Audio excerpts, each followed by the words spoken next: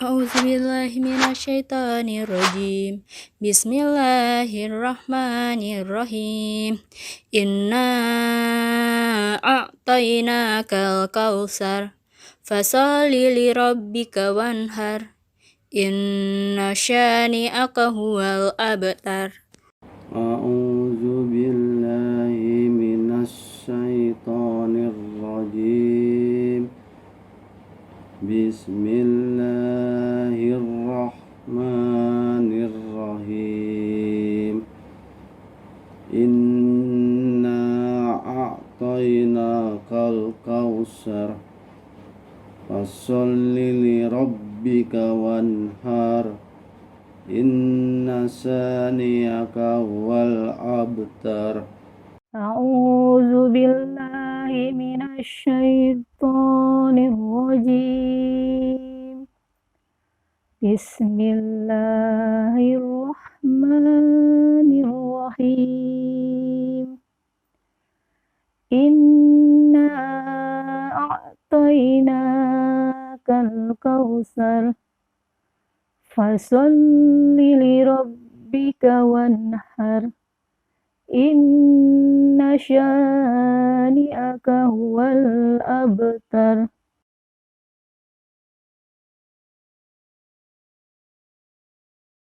Assalamualaikum warahmatullahi wabarakatuh.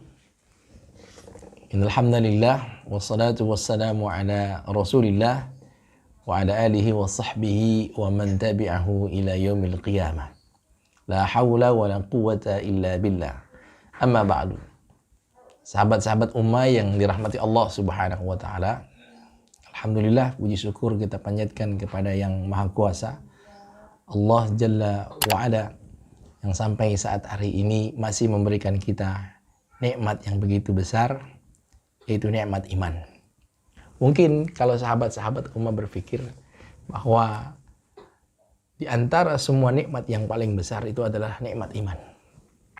Orang punya nikmat sehat, tapi tidak punya nikmat iman, susah datang ke masjid. Orang punya nikmat jabatan, tapi tidak punya nikmat iman, nggak mau datang ke majelis taklim. Tapi ketika ada orang yang tidak punya nikmat materi, tapi punya nikmat iman, insya Allah hadir di tempat-tempat ilmu. Ada orang yang mungkin tidak punya nikmat kesehatan, nikmat sehatnya sedang berkurang, mungkin sedang sakit, ya. Tapi kalau dia punya nikmat iman, insya Allah dia mau sholat berjamaah di masjid.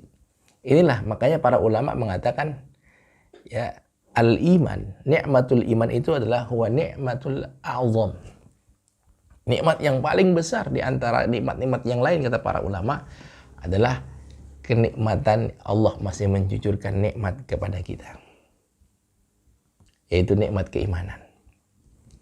Para sahabat ummah yang dirahmati Allah Subhanahu wa taala, selawat dan salam semoga saja juga tercurah kepada Nabi kita Muhammad sallallahu alaihi wasallam yang telah menuntun kita manusia dari zaman kegelapan hingga zaman penuh dengan mau'izah hasanah seperti ini. Sahabat-sahabat ummah yang dirahmati Allah Subhanahu wa taala, kalau Anda dan saya coba dilahirkan dalam keluarga yang kecukupan materi, kaya raya, itu pasti hidup kita nggak susah-susah amat. Ada orang yang dilahirkan dalam keluarga kerajaan, semua fasilitas ada, semua kenikmatan ada, semuanya tinggal tunjuk, pasti hidupnya enak. Sehingga jangankan kita dilahirkan menjadi keluarga dari orang kaya atau keluarga kerajaan atau mungkin keluarga milioner yang lain, kita bertetangga saja dengan orang kaya, apalagi orang kayanya dermawan, ya. Lalu kita bertetangga dengan orang punya jabatan, orang yang punya jabatannya dermawan. Itu sedikit demi sedikit pasti kita kebagian kebaikannya. Kedermawannya kita merasakan. Itu bukan jadi bagian keluarga, mungkin karena tetangga atau mungkin sahabat jauh atau mungkin keluarga jauh. Kebaikan-kebaikannya kita dapat, apalagi kita menjadi keluarganya. Sehingga Anas ibnu Malik mengatakan Rasulullah SAW pernah bersabda, Inna lillahi ahlin. Sungguhnya Allah itu punya keluarga. Allah itu punya keluarga di atas muka bumi ini. Sahabat-sahabat yang lain ketika Rasulullah SAW berkata, sungguhnya Allah punya keluarga, mereka mencari tahu siapa keluarga Allah Subhanahu wa Ta'ala di atas muka bumi ini. Gimana para sahabat ummah? Kalau tadi kita berkeluarga saja, punya keluarga orang kaya, kita keluarga orang yang mungkin jabatan tinggi, hidup kita terasa enak. Jangankan keluarga bertetangga saja, kalau orang ini dermawan, kita kebagian enaknya. Bagaimana kalau Allah Subhanahu wa Ta'ala menganggap kita sebagai keluarga? Bukan cuma orang kaya, yang miliknya orang kaya Allah itu, yang menjamin kekayaan seseorang kaya itu Allah Subhanahu wa Ta'ala. Manhum ya Rasulullah. Sehingga sahabat mengatakan demikian, ya Rasulullah, siapa yang kau maksud itu bagian daripada keluarganya Allah Subhanahu wa Ta'ala di atas muka bumi ini? Maka kata Rasulullah Shallallahu Alaihi Wasallam, ya, ahlul Quran, ya, orang yang ahli berdekatan, berinteraksi dengan Al-Quran, ahlullah wa khassatuhu. Ya, ini hadirin yang dirahmati Allah Subhanahu wa Ta'ala. Anda faqih dalam Quran, Anda ahli dalam Quran, Anda mau menghafal Quran, Anda merupakan bagian daripada keluarganya Allah Subhanahu wa Ta'ala. Kalau jadi bagian dari keluarga orang kaya saja sudah enak. Kalau jadi bagian dari keluarga orang yang punya jabatan, orang punya kedudukan saja sudah begitu enak fasilitasnya, bagaimana dengan keluarganya Allah yang punya seisi alam dunia ini? Nah, oleh karenanya sahabat-sahabat ummah yang dirahmati Allah Subhanahu wa Ta'ala, sahabat-sahabat Rasulullah SAW itu hidupnya dekat dengan dunia. Dan makanya hatinya selalu penuh dengan kesyukuran. Ya. Di antara sekian banyak sahabat yang kita kenal dan tidak asing lagi namanya kita dengar, Utsman ibnu Affan adalah seorang yang berinteraksi dengan Quran. Seorang yang begitu sampai ajalnya tiba pun beliau masih memegang dan membaca mushaf Al-Quran pada saat itu. Para sahabat ummah yang dirahmati Allah Subhanahu wa Ta'ala, Utsman ibnu Affan dalam banyak perkataan yang dinukil oleh para ulama mengatakan, di antaranya beliau pernah mengatakan bahwa kalau hati kita bersih, tentu kita tidak akan pernah puas dengan perkataan Tuhan. Artinya Al-Quran. Jadi orang yang berlama-lama itu dengan Al-Quran, baca Al-Quran pengen lama, ngaji Al-Quran pengen lama, ya, kan tidak ada kepuasan dalam hatinya, maka kata Utsman ibnu Affan, hatinya bersih. Ya, kita jangan-jangan baru baca sebentar Al-Quran sudah buru-buru mau udahan. Ya, kita baru sebentar baca Al-Quran sudah buru-buru dengan urusan yang lain. Lalu yang kedua, ya, kata Utsman ibnu Affan, bahwa hari yang paling aku benci di antara bilangan-bilangan hari yang lain, yaitu ketika di mana hari itu aku tidak melihat dan membaca Quran. Jadi kadang-kadang hadirin yang berbahagia, pola pikir kita dengan sahabat Utsman ibnu Affan ini kadang-kadang jauh ya, berbeda. Ya, kalau Utsman ibnu Affan mengatakan bahwa hari yang membuat dia rugi, yaitu ketika dia lewatkan dengan tidak membaca Al-Quran. Mungkin kalau perspektif sebagian orang mengatakan hari yang terrugi itu ketika jualan nggak dapat untung. Ya, ketika nggak dipromosi jabatan, hari itu hari yang rugi. Gitu. Tapi sejatinya hari yang rugi itu adalah di mana hari itu berlalu, tapi kita tidak lewatkan hari itu dengan membaca Al-Quran. Mari tiru kebaikan-kebaikan yang telah dicontohkan oleh para sahabat Rasul, para ulama-ulama kita yang terdahulu maupun ulama-ulama yang belakangan, untuk kita jadikan motivasi agar kita senantiasa dekat dan selalu berinteraksi dengan Al-Quran. Baik sahabat-sahabat ummah yang dirahmati Allah Subhanahu wa Ta'ala, dan semoga Anda selalu berbahagia. Pada kali ini kita akan membaca dan sekaligus kita akan membahas tentang surah Al-Kautsar, ya. Surah Al-Kautsar kita ulas tentang kajian tajwid dan tahsinnya. Lalu sedikit kita komentari tentang tafsir para ulama. Baik, yang pertama ada kiriman dari Nurul, ya, saudari Nurul, akhwatnya, sahabat Umma yang bernama saudari Nurul Kana, ya. Beliau akan membacakan surah Al-Kautsar kepada kita semua. Mari kita simak. A'udzubillahi minasyaitonirrajim. Bismillahirrahmanirrahim. Inna a'tainakal kautsar. Fasholli lirabbika wanhar. Inna syani'aka huwal abtar. Ya, baik, sahabat-sahabat Umma, kita sudah mendengar bacaannya saudari Nurul Kana. Alhamdulillah, kami mengucapkan terima kasih yang sebesarnya dan seluas-luasnya kepada saudari Nurul Kana, akhwat kita ini yang sudah mengirimkan videonya. Semoga ini menjadi bagian dari pahala buat Anda dan kita semua. Baik, ada beberapa ulasan yang berkenaan dengan tajwid daripada surah Al-Kautsar. Yang pertama, membaca al-isti'adzah, ta'awudnya itu, ya, itu mad asli atau mad tabi'inya atau mad zatinya, ya, itu panjangnya kurang optimal, ya. Pertama di kalimat a'udzu, ya, di kalimat a'u itu ada waw sukun yang didahului oleh dhammah, ya. Waw sukun didahului dhammah berarti ini isyarat panjang dua harokat, ya, satu alif atau dua harokat. A'udzu billah, a'udzu billah. Jadi kapan saja di Al-Qur'an waw sukun sebelumnya berharokat dhammah, maka ini isyarat untuk Anda dan saya memanjangkan bacaan yang disebut dengan mad asli, ya, atau mad tabi'i atau mad zati. Ya, banyak sekali ulama menamakan mad yang satu ini, ya. Lalu yang kedua, sama masih di kalimat al-isti'adzah, ya, penyebutan huruf to, ya, itu sifatnya tidak optimal, ya.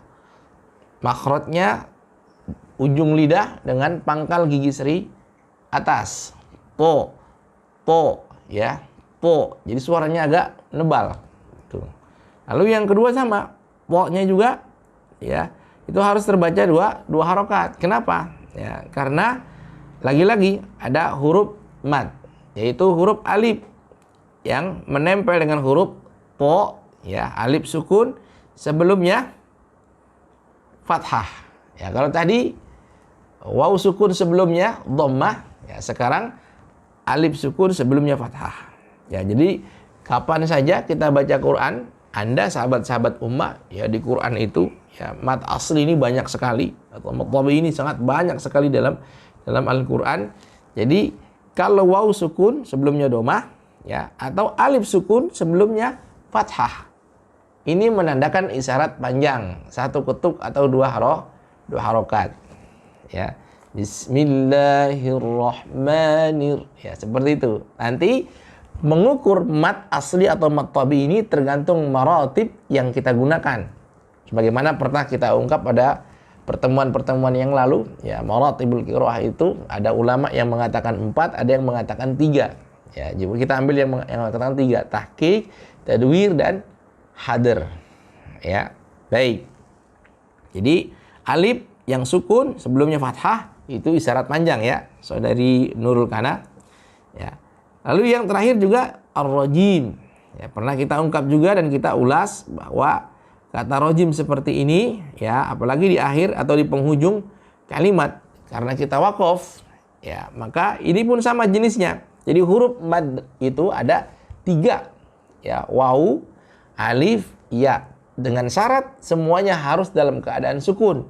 Sebab kalau dia tidak sukun akan kembali kepada makhraj masing-masing. Ya. Jadi kalau ini ya sukun sebelumnya baris kasroh, ya. A'udzu billahi minasyaitonir rajim. Minimal 2 harokat. Jadi kalau kita mencirikan mad asli itu hurufnya ada 3. Waw sukun sebelumnya dhammah, alif sukun sebelumnya fathah dan ya sukun sebelumnya kasrah.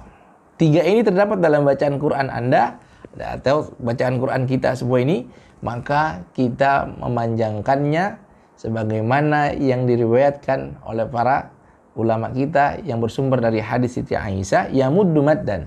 Maka Rasulullah SAW memanjangkan bacaannya. Ya. Berapa? 1 alif 2 harokat gitu. A'udzu billahi minasyaitonir rajim. Ya, panjang dengan 2 harokat. Lalu yang kedua, ya, kita lihat di sini inna a'tayna kal kautsar. Ya, a'tayna, ya, a'ta-nya sama dengan kasus yang pertama di depan sana. Ya, ketika membaca syaito itu kurang tebal, kurang ya terbaca isti'la dan itbaknya para huruf to. Ya. Ra-nya sama, ya, tidak optimal. Bacanya belum memberikan hak yang penuh kepada huruf ra yang berbaris yang sukun sebelumnya fathah. Lalu fasalli, ya, fasalli itu linya jangan panjang. Ya, linya tidak boleh panjang. Awas, ini fasalli kata perintah ini, fil amr. Ya, kalau fasalli itu agak sedikit panjang, maka nanti bukan buat muzakkar. Ya, nanti buat muannas. Ya, padahal di situ khitabnya kepada Rasulullah SAW. Fasalli li rabb. Ya, langsung pada huruf lam selanjutnya. Wanhar. Ya, wanhar. Awas, hati-hati sahabat-sahabat ummah yang sedang menyaksikan acara ini. Ya, huruf ra tafkhim, sedangkan huruf ha-nya tipis. Ya, jangan langsung wanhar. Ya, seperti itu, tapi wanhar, ya. Huruf ra-nya, huruf ha-nya ditipiskan terlebih dahulu bahwa baru memberikan hak huruf ra dengan membacanya tafkhim. Ya. Inna syani'aka huwal abtar. Ya, sama huruf ta-nya tipis, ra-nya juga tebal. Ya, ini menjadi kendala buat kita semua memang ketika ada huruf yang tipis berhadapan setelahnya dengan huruf-huruf yang dibaca dengan ya tebal. Baik, ini ulasan buat saudari akhwat kita, saudari Nurul Kana, ya. Jadi ra yang bersukun itu ya kurang optimal, dioptimalkan lagi, tapi saya lihat ini bacanya mungkin beberapa saat ke depan akan lebih bagus lagi. Asal yang penting adalah talakinya, tahsinnya tetap ditingkatkan. Sekarang ada video lagi yang dikirimkan oleh seorang ikhwan nih, ya, yang bernama Bapak Saimin, akan membaca juga surah Al-Kautsar. Sama-sama kita dengar dan kita simak, lalu kita berikan masukan buat Pak Saimin. A'udzu billahi minasy syaithanir rajim. Bismillahirrahmanirrahim. Inna a'tainakal kautsar. Fasholli li rabbika wanhar. Inna saniyaka wal abtar. Ya, baik sahabat-sahabat umat, kita sudah dengarkan bacaan Bapak Saimin. Kami mengucapkan jazakallah khairan kepada Bapak Saimin yang sudah ikut andil berpartisipasi untuk meramaikan, mensyiarkan acara klinik baca Quran ini yang diwadahi oleh aplikasi Ummah. Semoga ini semuanya kebaikan buat kita semua. Baik, ulasannya tentang bacaan beliau. Ya, yang pertama, bacaan ta'awudnya itu masih masuk ke khaisum. Ya, jadi matnya itu masuk ke khaisum. Ini yang sangat diwanti-wanti oleh para ulama, ya. Jangan sampai membaca mat itu masuk ke dalam khaisum karena bukan makhrajnya. Ya. Jadi kalau kita bahas makhraj dengan sifat, maka itu yang bunyi panjang, ya, atau disebut dengan mat itu berasal dari jauf. Ya, ini berasal dari rongga mulut kita. Gitu, ya, mulai dari depan sampai ke pangkal itu.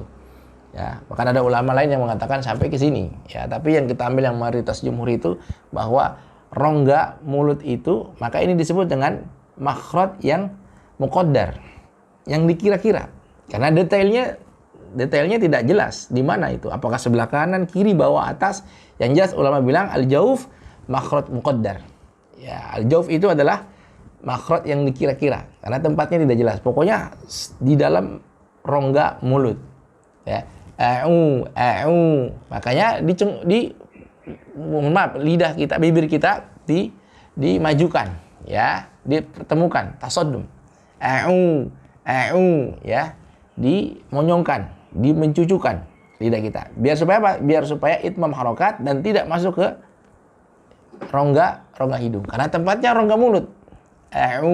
Ya, jangan ya, itu masuk ke hidung. Ini yang pertama buat Pak Saimin, juga sahabat-sahabat ummah yang lain, ya. Inna, nunnya ditahan sudah cukup optimal. Cuman naknya panjangnya munfasil, ya.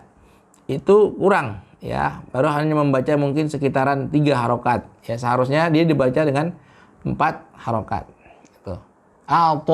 To-nya sama tadi, ya, kurang isti'la, ya. Kurang membaca tebal huruf to-nya. Kal kautsar, inna a'tainakal kautsar, ya, ra-nya sama, ya, belum terbaca dengan optimal, sifatnya belum ikut, ya, masih tertinggal, ya, buat Pak Saimin, ya. Terus wanhar itu menggunakan, ya, huruf ha, bukan huruf ha. Jadi wanhar, yang betul bukan wanhar, ya, kata nahara, ya, gitu. Jadi salah, awas, salah mengganti huruf merupakan salah yang paling jali, salah yang paling besar, ya. Kenapa? Karena mampu merubah makna, mampu merubah arti, ya. Jadi hati-hati lagi. Mudah-mudahan kedepannya Pak Saimin membacanya agak lebih baik dan lebih bagus lagi. A'udzu billahi minasy syaithanir rajim. Bismillahirrahmanirrahim. Inna a'tainakal kautsar fasalli lirabbika wanhar. Inna syani'aka huwal abtar. Baik sahabat-sahabat ummah yang dirahmati Allah Subhanahu wa taala, kita sudah mendengarkan dan menyimak video yang dikirimkan oleh akhwat kita tadi, dan ternyata ada beberapa kekurangan. Yang pertama pada kalimat tasdiknya, ya, tetap masih masuk ke rongga hidung atau khaisum, hindari itu, ya. Lalu syaitani, ya, lin itu lembut, ya. Jadi jangan terbaca begitu berat gitu, sehingga kita ada kejelasan membaca huruf lin ini. Ya, lembut sekali. Syaitani, ya. To-nya juga tadi, ya, hampir seakan-akan bertasdid kita dengar, ya. Syaitanir rajim, ya, baik. Lalu bismillahnya sama, bismillahirrahmanirrahim, ya, masih hampir rata-rata masuk ke rongga hidung. Lalu ketika membaca inna a'tainakal kautsar, ya, ra-nya sama, masih kurang tafkhim. Sebagaimana tadi di atas sudah kita ulas, ya, tentang penjelasan bagaimana ra itu dalam 3 keadaan. Tafkhim, tarkik, dan jawazul wajhain. Boleh dibaca tipis dan boleh dibaca tebal. Baik. Inna a'tainakal kautsar fasalli lirabbika wanhar. Ra-nya ha, ya, dari tengah tenggorokan. Ha, wanhar, ya. Ha-nya ada hamas dan ada juga ha-nya dengan rokhawah. Abtar, ya. Bunyi qalqalahnya juga lebih dihaluskan lagi, bukan ab, ya, tapi abtar, ya. Baik, ro-nya masih sangat kurang sekali dari memenuhi hak daripada huruf ro, yaitu tabkhim. Baik, ini yang bisa kami sampaikan, mudah-mudahan bermanfaat buat akhwat kita yang sudah mengirimkan tadi. Kami mengucapkan jazakillah khaira, ya, mudah-mudahan ini manfaat dan pahala buat Anda dan juga buat kami yang mendengarkan di sini. Baik sahabat-sahabat umat sekalian yang berbahagia, yang mudah-mudahan mendapatkan rahmat dari Allah Subhanahu wa taala, sebagaimana tadi yang Al-Fakir ungkap bahwa kita akan sedikit memperdalam wawasan kita tentang yang berkaitan dengan hukum huruf ra, ya. Karena kita lihat dari makro yang kita baca tadi, bacaan yang kita baca adalah huruf surah Al-Kautsar itu hampir di ujung-ujung kalimatnya, di ujung-ujung ayatnya itu terdapat banyak huruf ra, ya. Dan harus diketahui sahabat-sahabat umat sekalian bahwa huruf ra itu terbaca dengan 3 keadaan. Yang pertama, seluruh ulama mengatakan dia terbaca dengan tafkhim, ya, dengan tebal, ya. Lalu yang kedua, dia terbaca dengan tarqiq, dia terbaca dengan tipis, ya. Lalu yang ketiga, dia terbaca dengan yang disebut jawazul wajhain, boleh dibaca tebal, boleh juga dibaca tipis. Dalam keadaan seperti apa? Kita akan bahas ini pada kesempatan kali ini. Ra dibaca dengan tafkhim atau tebal, ya. Yang pertama, ra itu jika dia berbaris fathah atau dia berbaris dhammah.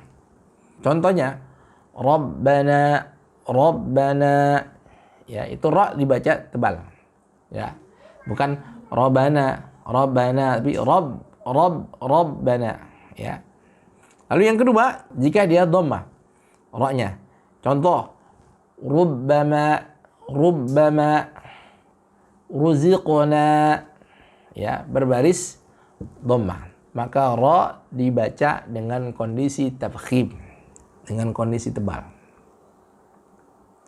Yang kedua, ya, apabila huruf ra, ya, yang sukun, ya, sekarang ra-nya sukun nih, ya, dalam keadaan mati, ya, dia didahului oleh baris dhammah atau dia didahului oleh baris fathah.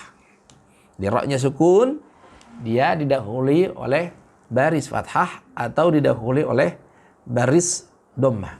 Contoh arsalna, arsalna, ya, dibaca dengan ra-nya tafkhim, bukan arsalna, bukan seperti itu, ya. Atau contoh lain, mim marqadina, mim marqadina, ya. Dalam keadaan ra-nya didahului oleh dhammah. Turja'una, turja'una, ya. Lalu yang kedua, ghurfah, ghurfah, ya, dibaca dengan ra-nya tafkhim, tebal. Lalu yang ketiga, ya, apabila ra sukun didahului fathah dengan dhammah, ya, yang disertai dengan huruf mad. Ya, tadi saya bilang huruf mad itu ada 3, waw, ya, alif, ya, secara sukun, ya. Kondisinya alifnya sukun, wawunya sukun, ya-nya sukun, ya. Contoh ulul absar, ya, ulul absar, ya, ra-nya dibaca dengan tafkhim. Lalu yang kedua, ya, didahului dengan waw sukun dhammah, fis sudur, ya, ra-nya terbaca dengan tebal, mumtali'an indal fam, ya, penuh, ya, mulut kita penuh. Lalu ra juga terbaca dengan tebal, tafkhim, ketika didahului dengan kasroh aridoh, ya, kasroh yang baru datang kemudian, ya. Contohnya irji'u, irji'u, ya, irfa'u, irfa'u, ya. Ra-nya berbaris, ra-nya sukun, didahului oleh kasroh yang aridoh, kasroh yang baru datang kemudian. Ya, contoh dalam surat Al-Fajr itu yang terakhir yang sering kita baca, ya ayyatuhan nafsul mutmainnah irji'i, jangan dibaca irji'i tapi tebal ya, karena kasrohnya aridoh baru datang. Irji'i ila rabbiki radiyatan mardiyah. Baik, seperti itu. Lalu yang terakhir ya, ro dibaca dengan tebal atau tafkhim ketika ro sukun didahului oleh kasroh asli diikuti oleh huruf isti'la yang berbaris fathah. Ya, contoh qirtos. Ya, kalimat qirtos itu ro-nya dibaca dengan tebal. Ya, padahal kalau menurut sejatinya ro-nya harus dibaca dengan tipis. Kenapa? Karena didahului kasroh. Tapi karena berhadapan setelah ro sukun adalah huruf isti'la. Huruf to adalah huruf yang mempunyai sifat isti'la. Kalau kalimat yang kedua, mohon maaf kata yang kedua, mirsad.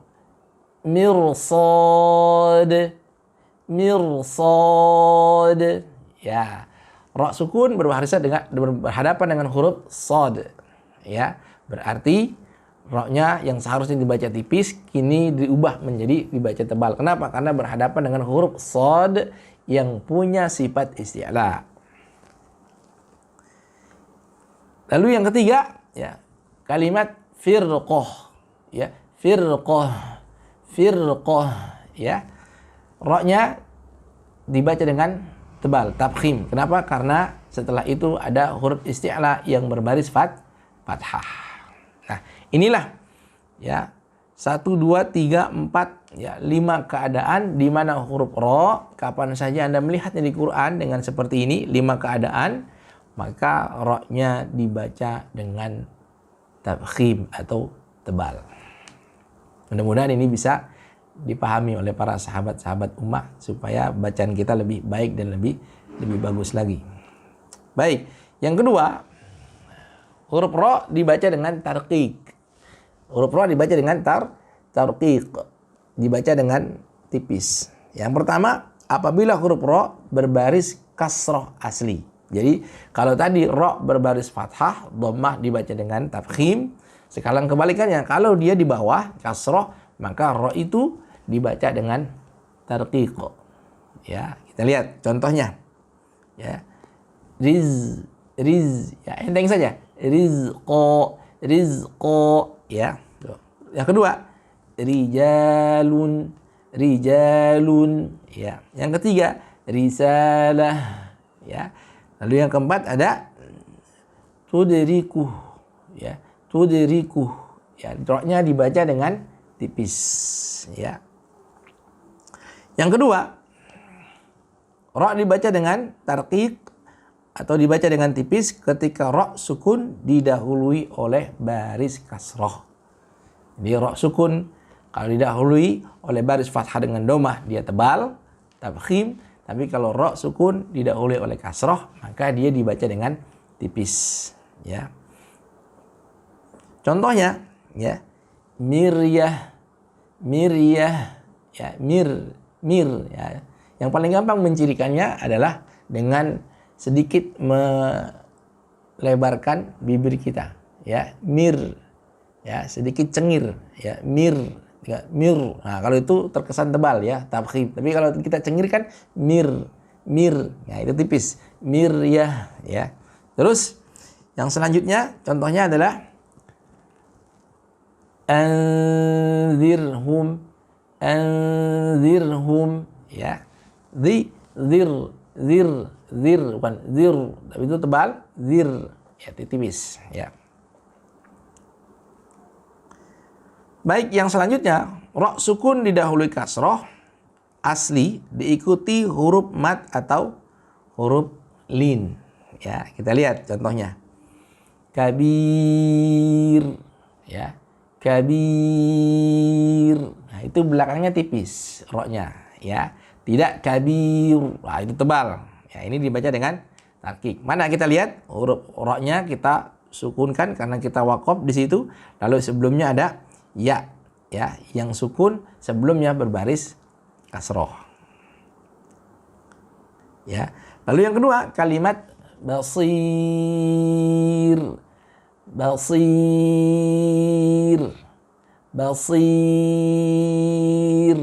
ya, roknya tipis, ya, sama dengan kabir tadi. Karena roknya sukun, kita wakaf di situ, dia menjadi sukun, lalu di sebelumnya huruf ya sukun dan diikuti dengan kasroh, ya, sebelum huruf ya sukun. Atau pada kondisi lin, ya, kita lihat rok sukun pada kalimat khair, ya, khair, itu dibaca tipis roknya. Ya, bukan khair, ya, itu terbaca dengan tebal, ya. Dhair, ya, itu terbaca dengan tipis. Ya, itulah dua kondisi tadi yang ro boleh dibaca atau harus dibaca dengan tafkhim, dengan tebal, dan ro yang dibaca dengan tarqiq atau tipis, ya. Baik, satu lagi pembahasan di mana ro boleh dibaca dengan jawazul wajhain. Dibaca dengan tipis atau dibaca dengan tebal. Ini sebetulnya kalau kita melihat ada pendapat-pendapat ulama yang memang bersilang pendapat, ya. Sedikit silang pendapat atau sedikit beda pendapat. Tapi kita ambil saja yang sering kali menjadi perbincangan ulama, yaitu di surah Asy-Syu'ara ayat ke-63. Ya, ada kalimat berbunyi kullu firqin, ya, firqin, ya, kullu firqin qataudil azim, ya. Kalimat firqin, ya, ini ulama merumuskan boleh dibaca dengan tebal, boleh juga dibaca dengan tipis. Tapi juga beberapa ulama yang mengatakan lebih baik terbaca dengan tipis. Ya, kita lihat apa penyebabnya. Yang pertama, huruf ro dia dalam keadaan sukun. Lantas sebelumnya huruf fa itu berbaris kasroh. Ya, ini kan harus dibaca dengan tipis, gitu. Maka ulama yang lebih mencondongkan baca tipis karena kejadian ini, firqin, ya, ditambah lagi dengan huruf isti'la, huruf qaf itu berbaris lagi dengan kasroh di bawah. Ya. Jadi dibacanya dengan firqin, bukan firqin. Nah, sedangkan ulama yang membolehkan dengan membaca dengan tebal, tafkhim, karena alasannya sama. Ya, seperti yang tadi kami utarakan di depan sana, huruf ro dia sukun sebelumnya kasroh, tapi dia berhadapan dengan huruf isti'la. Gitu. Ya, apa bedanya? Kalau tadi yang tebal, huruf isti'lanya berbaris fathah. Tapi kalau di sini jawazul wajhain, ya, karena huruf isti'lanya berbaris kasroh. Ini yang menjadi pertimbangan para ulama, ya. Jadi inilah satu ayat, ya, satu ayat, satu kalimat ini yang berada di dalam Al-Qur'an dalam surat Asy-Syu'ara ayat ke-63 ini yang menjadi perbincangan mayoritas ulama tentang jawazul wajhain, bolehnya dibaca huruf ro itu dengan tafkhim dan dengan tarqiq atau tipis. Baik, sekian yang kami bisa ungkapkan tentang huruf ro, baik dibaca dengan 3 kondisi, ya, tarqiq, tafkhim, dan jawazul wajhain. Mudah-mudahan pencerahan ini bisa bermanfaat, ya, dan tentu akan lebih membaikkan bacaan Al-Quran kita, dan semoga semuanya ini bisa bermanfaat. Baik sahabat-sahabat ummah, pada penghujung pertemuan kita pada kali ini sekelumit tentang tafsiran suratul Kautsar. Para ulama berpendapat bahwa surat Al-Kautsar ini turun di kota Makkah, kayak disebut dengan Makkiyah. Tapi sebagian kecil saja yang mengatakan bahwa ia turun di Madinah. Tapi yang paling mayoritas atau jumhur ulama mengatakan bahwa surat Al-Kautsar ini turun di kota Makkah. Sahabat-sahabat ummah yang dirahmati Allah Subhanahu wa taala, ayat ini turun berkenaan dengan Allah Subhanahu wa taala mengingatkan kepada Rasulullah SAW bahwa Rasulullah SAW ini diberikan banyak nikmat oleh Allah Subhanahu wa taala. Ya, berkaitan dengan kenikmatan. Nah, adapun sebab turun atau asbabun nuzul ayat ini diceritakan oleh Profesor Dr. Wahbah Zuhaili dalam tafsirnya, Tafsir Munir. Beliau mengatakan bahwa pada saat itu ketika putra Rasulullah SAW, ya, dari putra-putra beliau itu Qasim meninggal di Makkah, lalu Ibrahim meninggal di Madinah, maka pada saat itu orang-orang kafir mengatakan bahwa Rasulullah SAW itu adalah abtar, orang yang terputus dari garis keturunannya. Ya, bahkan perkataan ini sampai kepada Rasulullah SAW dan beliau pun sempat marah dengan perkataan yang disebut atau julukan yang disampaikan dengan perkataan abtar. Anas ibn Malik mengatakan bahwa ketika Rasulullah SAW tidur bersama kami, berbincang pada kami di masjid, sehingga beliau tertidur, ya, baru sebentar tertidur tiba-tiba beliau terbangun, dan begitu terbangun Rasulullah SAW langsung tersenyum. Dengan keadaan yang demikian membuat para sahabat yang pada saat itu ikut bersama Rasulullah SAW di dalam masjid membuat terheran dan sekaligus bertanya kepada Rasulullah SAW, ya Rasulullah, kenapa bangun dari tidur lantas tersenyum? Ya, mungkin kita sebagai orang biasa pun ya akan merasa kaget kalau kita tiba-tiba berkumpul dengan kawan-kawan kita di masjid, ada seorang yang begitu bangun, ya lantas dia menangis.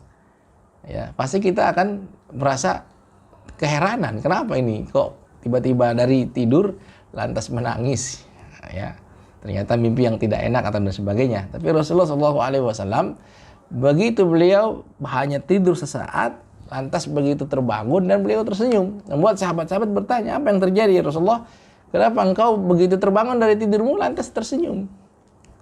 Maka Rasulullah SAW mengatakan, ya, telah turun satu surat kepadaku. Ya. Apa surat itu? Ya, surat yang kita bahas pada kesempatan kali ini, Al-Kautsar. Beliau baca di depan para sahabatnya sampai habis. Gitu. Begitu selesai dibacakan, beliau nanya, apakah kalian tahu ma huwal kautsar? Apakah itu Al-Kautsar? Maka sahabat mengatakan, nggak ada yang tahu di antara kami kecuali Allah dengan Rasulnya. Dikembalikan lagi kepada Rasulullah SAW. Nah, ini asbabun nuzul daripada surat Al-Kautsar. Profesor Wahbah Zuhaili dalam tafsirnya mengatakan, coba lihat bagaimana keindahan akhlak seorang mukmin di dalam surat Al-Kautsar ini. Ya, bagaimana Allah Subhanahu wa taala dalam surat sebelumnya, Suratul Maun, ya, menggambarkan sifat orang-orang munafik dan orang-orang kafir. Ara'aital ladzi yukadzibu bid-din. Ya, orang yang mendustakan agama, kamu tahu enggak? Ya. Ara'aital ladzi yukadzibu bid-din, fadzalikal ladzi yad'ul yatim. Salah satu sifatnya adalah yad'ul yatim, menyia-nyiakan anak-anak yatim. Ini termasuk sifat tercela. Ya. Wala yahuddu 'ala ta'amil miskin. Ya kan? Tidak open, tidak memberikan makanan kepada orang-orang miskin. Begitu juga orang-orang yang sholat dikecam. Kenapa? Karena sholatnya sahun, sholatnya lalai, sholatnya hanya ingin dilihat. Tapi begitu masuk kepada surat Al-Kautsar, ingin Allah mengatakan bahwa surat Al-Kautsar ini akhlak terpuji dibandingkan dengan surat Al-Maun yang Allah gambarkan bagaimana sifat orang-orang kafir yang menentang dakwah Rasul dan juga orang-orang munafik. Inna a'tainakal kautsar. Kami telah limpahkan dan anugerahkan kepadamu ya Muhammad Al-Kautsar.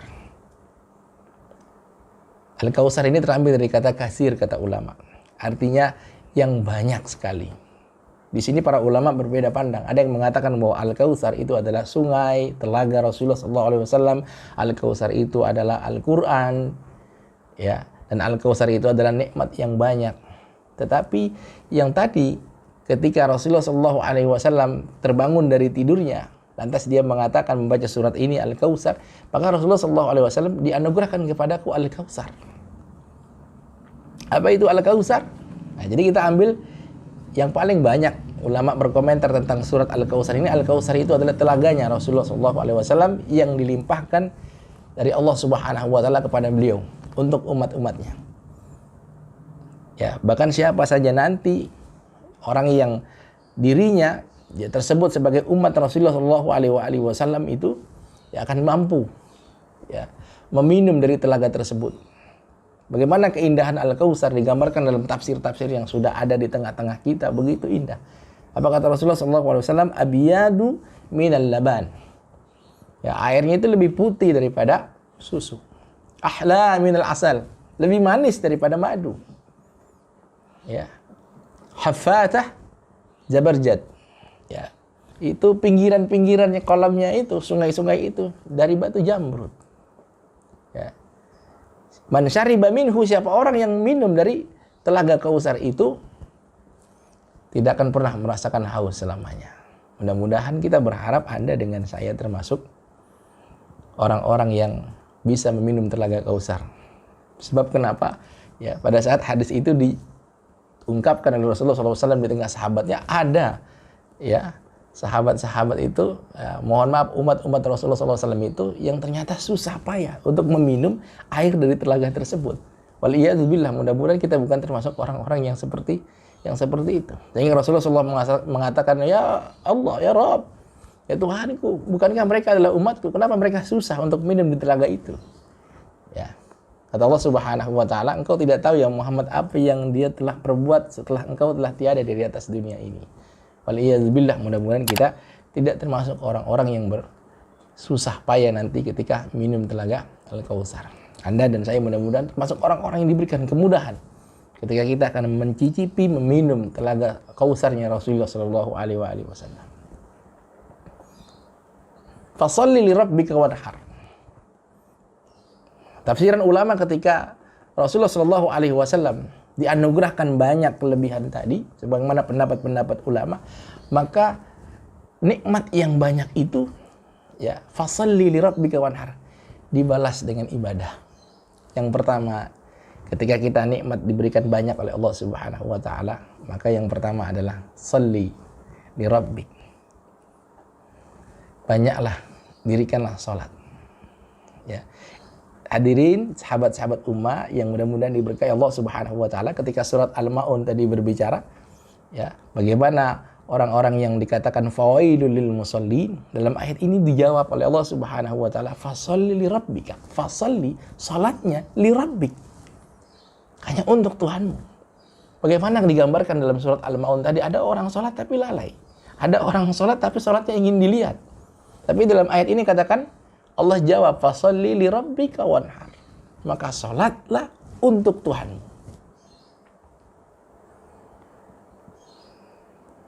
Bagaimana salat yang ikhlas itu, yang untuk dikatakan fasholli li rabbika wanhar itu? Kita lihat surat Al-An'am 162, 163. Qul inna salati wa nusuki wa mahyaya wa mamati lillahi rabbil alamin. Qul inna salati wa nusuki wa mahyaya wa mamati lillahi rabbil alamin. Inilah yang disebut dengan fasholli li rabbika wanhar. Selesai kita ibadah kepada Allah Subhanahu wa Ta'ala, ibadah kita, nusuk kita hanya untuk Allah Subhanahu wa Ta'ala. Lalu setelah itu kita harus dituntut untuk mempunyai kesalehan sosial. Wanhar, berkorbanlah. Ya, tentu yang namanya berkorban, pengorbanan itu bukan buat kita, tapi pengorbanan itu untuk orang-orang yang berada di sekitar kita. Ya. Ayat yang terakhir, inna syani'aka huwal abtar, yang artinya sesungguhnya orang-orang yang mengejekmu, membencimu, mencelamu ya Rasulullah, mereka adalah orang-orang yang terputus.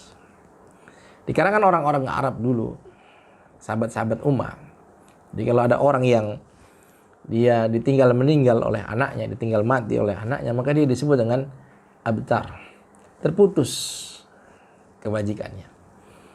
Di sini sebagian mufassir mengatakan bahwa yang dimaksud terputus adalah terputus kebaikan dari keturunannya. Dan kalau kita lihat Rasulullah SAW ketika meninggalnya Qasim di Mekah dan Ibrahim di Madinah, Rasulullah SAW terbukti sampai saat ini keturunan beliau masih banyak tersebar di belahan beberapa negara. Ya, di Yaman, ya, di Tahrim, Hadramaut, Ya, lalu kita di negara kita yang kita cintai ini, bahkan seluruh pelosok negeri dari keturunan Fatimah Az-Zahra, dari anak-anak beliau Hasan dan Husain, banyak sekali keturunan beliau. Ini terbukti bahwa beliau bukan abtar, beliau bukan orang yang terputus. Kebaikan dari para zuriyahnya, para keluarganya. Bahkan ada seorang mufassir yang mengatakan, lihatlah bagaimana Walid ibnu Mughirah yang mempunyai anak banyak. Ya, Walid bin Mughirah ini semasa hidupnya beliau termasuk orang-orang yang membenci Rasulullah SAW, yang mencela Rasulullah SAW. Tapi 11 anaknya tidak ada yang meneruskan ya kebencian kepada Rasulullah SAW. Bahkan Khalid bin Walid, anaknya tadi Walid bin Mughirah, justru menjadi salah seorang pedangnya Allah Subhanahu wa taala. Dalam ayat ini yang terakhir kita diajarkan untuk tidak membenci Rasulullah SAW. Siapa orang yang membenci Rasulullah SAW berarti dia terputus kebajikannya. Karena itu kita diajarkan untuk cinta kepada Rasulullah SAW melebihi cinta diri kita sendiri. Sebagaimana ketika Umar mengatakan bahwa tidak ada yang aku cintai kecuali diriku, dan setelah itu engkau ya Rasulullah SAW. Maka Rasulullah SAW meralat perkataan Umar ibn Khattab, aku yang seharusnya kalian cintai, wahai Umar, daripada engkau dirimu pribadi. Itulah yang disebut dengan kecintaan kepada Rasulullah SAW. Baik, semoga ini bermanfaat. Mudah-mudahan segala bentuk kesalahan dan kehilapan, baik pelafalan dan penyebutan itu dari diri al-fakir, dan kebenaran al-haq min rabbik la takunanna minal mumtarin, dan mudah-mudahan kebenaran itu hanya dari Allah Subhanahu wa taala. Hadallahu wa iyyakum ajma'in. Assalamualaikum warahmatullahi wabarakatuh. Kita terlahir untuk mencari jalan yang lurus. Dalam mendapatkan pengetahuan, dalam mencari pengalaman, dan dalam mengemban amanah untuk menjadi manusia yang lebih baik. Namun, dalam perjalanan kita, dunia tidak selalu sejalan dengan keyakinan.